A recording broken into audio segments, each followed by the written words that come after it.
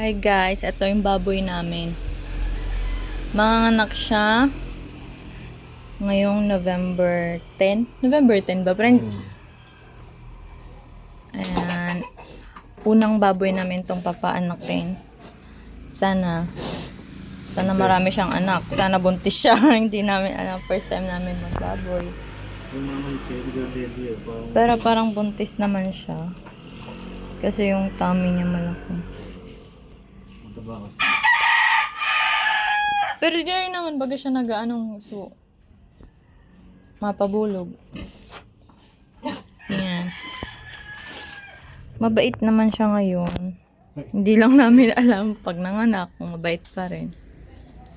Yan. This is our mama pig.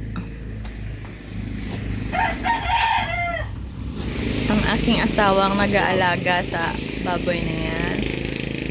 Meron kaming baboy dati, dyan naman sa kapilang kulungan. Kaso binenta namin after 3 months. Kasi hindi kaya ng budget mo. Tumayo na kanina ah.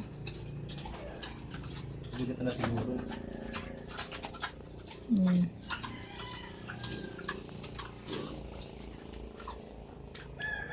Papakita namin sa inyo sa susunod kapag nanganak na siya.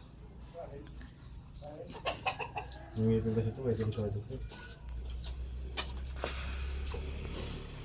yan? Putot ng baboy? Lakas. Parang yung basa.